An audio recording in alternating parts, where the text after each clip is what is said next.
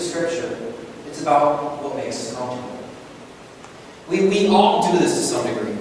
And the problem is when someone comes in as a visitor, the message is not what's getting conveyed. It's what's getting conveyed. It's the complaints. Well, the PowerPoint wasn't done the way I like it done. I don't like it done that way, with that color, with that design. I don't like that this symbol was put up there. I don't like that we sang that song. That's what's getting conveyed. How we treat each other.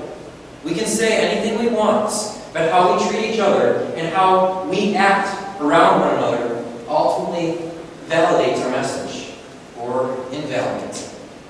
The best message you can ever hear could be proclaimed, but if we treat each other poorly, that message is poured out as hypocrisy.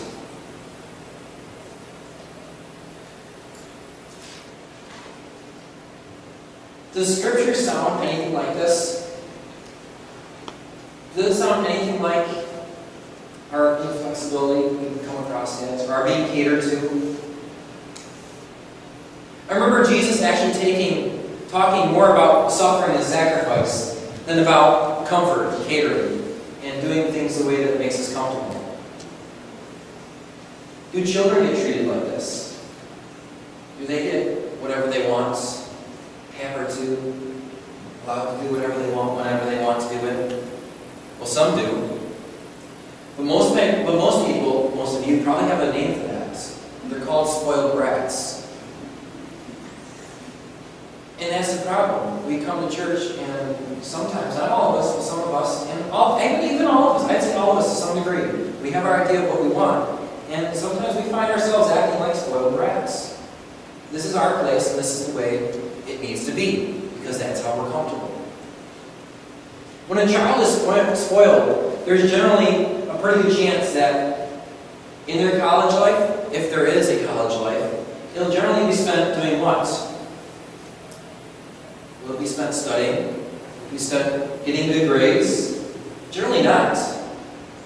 I doubt you're going to raise Isabel without getting whatever she wants, because then she's going to be climbing everything, screaming. And if you notice children, when they don't get what they want and they're spoiled, they roll on the ground screaming, crying for temper tantrums.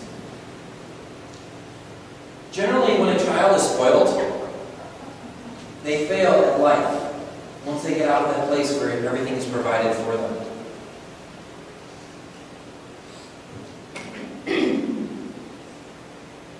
If you don't have discipline in life when you're developing, will it exist when you're an adult? On your own for the first time?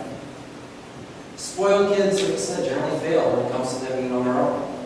And so we're described as children of God. And so we should be spoiled in the way we practice church, right? What makes us comfortable.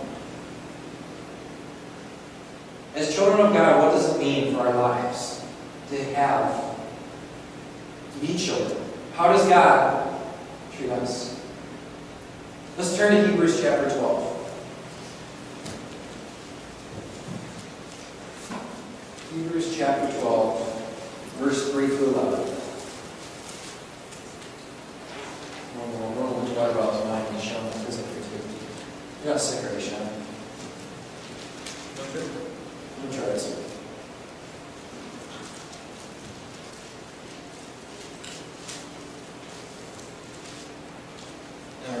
It reads, "Consider him who endured from sinners such hostility against himself, so that you may not grow weary or faint-hearted. In your struggle against sin, you have not yet resisted to the point of shedding your own blood. And have you forgotten the exhortation that addresses you as sons?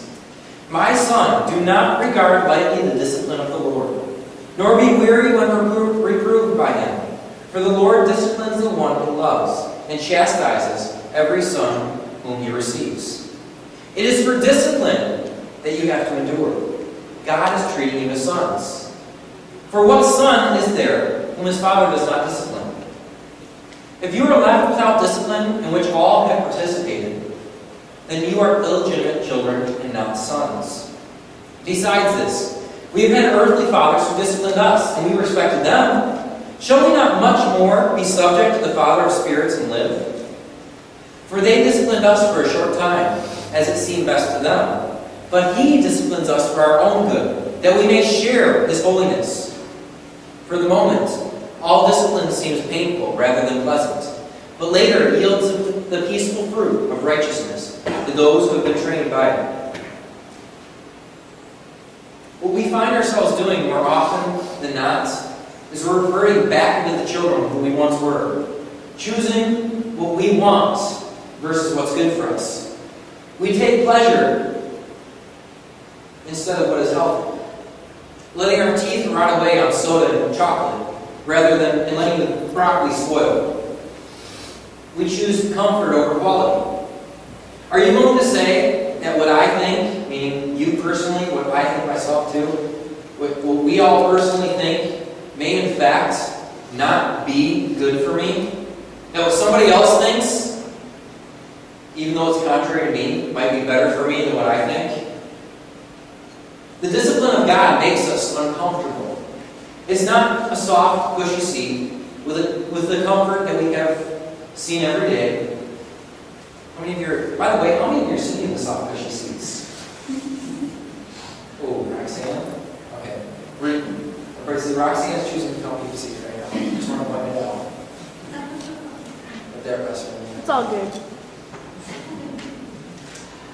Life changes as we grow, and as responsibilities grow with it. As we talked about in Haggai last week, Christianity is about a constant state of motion towards God. It's not about getting there, but rather moving closer to there. If we are willing to stop and say, I don't need to change because I like the way it is, then we are stale and not moving. Actually, I take that back. We are moving. We're moving backwards. We have to be willing to constantly analyze ourselves and the way we do church. Remember what Paul told the Christians in Corinth regarding their wisdom? He said, if your wisdom could not find God, because remember, it had to be brought to you. Paul, had to come preach to you about God because your so-called wisdom couldn't figure out who He was. Then what makes you think that your wisdom now can find Him any better? The Spirit alone helps us know who God is. We don't necessarily have the answers. We don't know what is best. God knows what is best. And sometimes that comes out in the mouth of someone else who disagrees with us.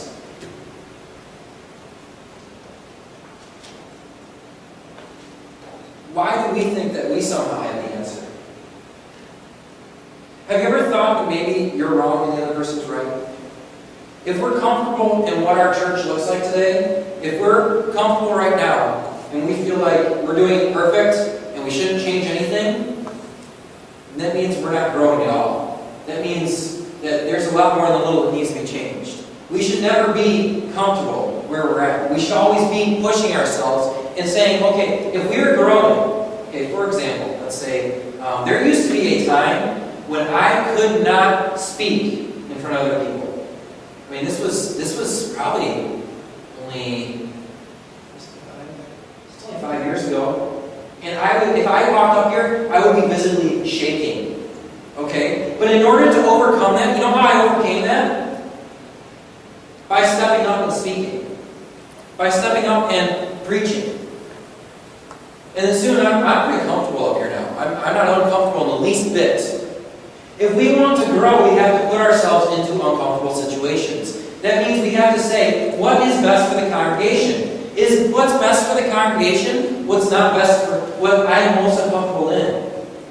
Am I uncomfortable, let's say, clapping hands in service? Maybe. But is it what's best for the congregation? Now, I'm not saying that is in any way. I'm trying to make an example. Am I uncomfortable with less chairs so I have to sit closer to each other?